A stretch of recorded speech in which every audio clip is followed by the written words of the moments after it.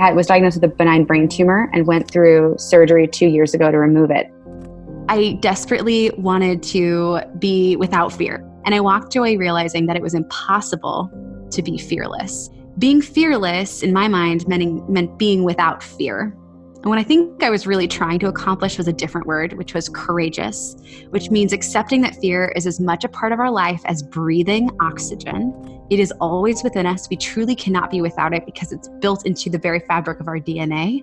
However, we can always choose to move forward despite that fear. Let's assert for a minute that you realize that the fear is false, that a saber-toothed tiger is not going to eat you and that you are not going to fall off a cliff. Well, one thing you can do is try to make it go away. But trying to make it go away feels to me like a wasted effort. What if instead you welcomed it? What if it was a symptom that you were doing something right? And if you're in a constant state of flux and nervousness and anxiety, you're not enjoying the journey. You're not enjoying the journey. We've gone on this journey looking for a way to overcome fear. But it's clear that these emotions are not only normal, but they're always going to be there in some way, no matter what stage you're at. So the true question is, how do we continue to move forward without having fear dictate what we do, create, or experience in our lifetime? How do we actually start to work with our fears? What does that actually look like on a day-to-day basis? Well, let's dive into those things. One, breathe. And it's not just a physical situation that occurs.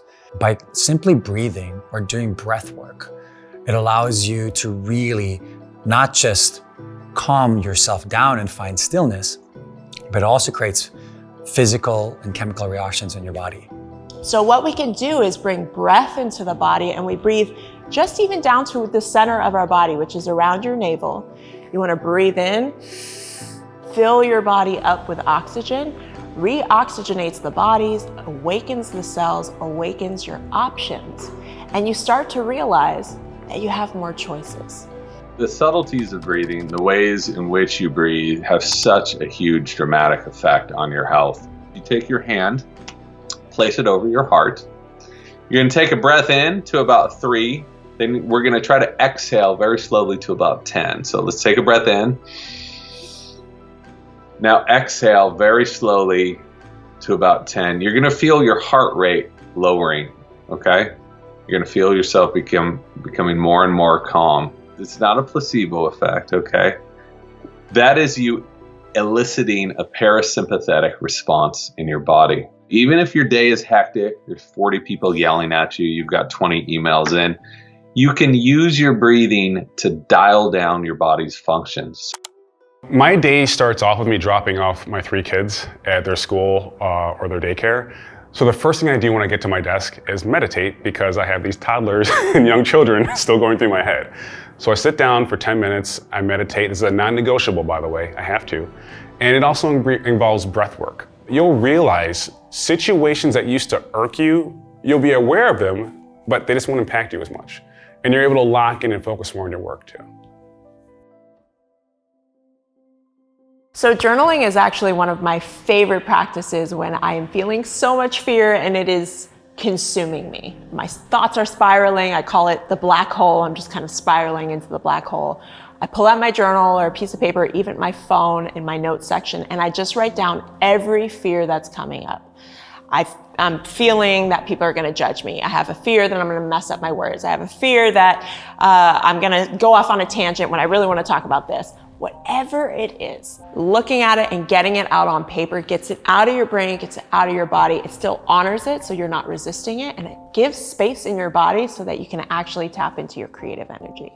I think one of the things that leads to fear is ambiguity and not knowing where you're going. And fear is like the monster under your bed, where you're not really sure how big it is, and in your imagination, in your nightmares, it always ends up bigger than you think. And one of the best things that you can do to actually make fear smaller is to be very clear about what it is that you're scared about. And so what I recommend is, if you're scared, you write down what is it that you're scared about, and you get really precise about what that thing is, because once you are precise about it, you can actually work and dance with the fear. I have a failure file and a success file. And so every failure, some of them are really short, some of them are pages and pages long. I have what happened leading up, the actual failure itself, and then the postmortem. Down to putting your foot in your mouth, saying the wrong thing at an event, to launching something that was wrong. And the other thing I have to counterbalance this is a success file. So this is exactly what it sounds like. It's all your different successes and what they make you feel like, how they came about. Most of mine are clips or testimonials from students or reviews. And sometimes when I really want to do some self-reflection, I look at both, and that's how I manage my fears. Looking at your past successes and writing the confidence of that, like just wearing the confidence of the times that you did it and you did it right in your view, and just going, I got through that and that worked and it soared and people enjoyed it and people found it of value. And just go, if I did it that time, I can do it again. Often when we feel fear, we don't want to feel fear. We want to get rid of that emotion. But one thing that can be helpful is to reframe the feeling that you're having. And so that instead of the negative experience of fear, you're like, well, I'm having excitement. I have butterflies in my stomach. When I stand up, I feel a little bit weak in the knees. My voice is a little bit shaky. Maybe my hands are a little bit shaky. This is my body really trying to help me do a great job. Explain the feeling that we're having, but not in a negative way like fear, but in a way that feels more positive and yet is true to the fact that often we really do feel these emotions in our bodies.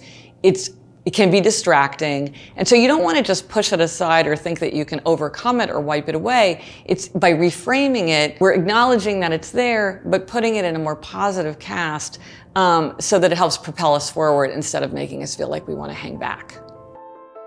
Sometimes there's a concern where it's like you've tried meditation, you tried mindfulness, so on and so forth, and it didn't work. That does not mean there's something wrong with you. It means you might want to try a different tactic.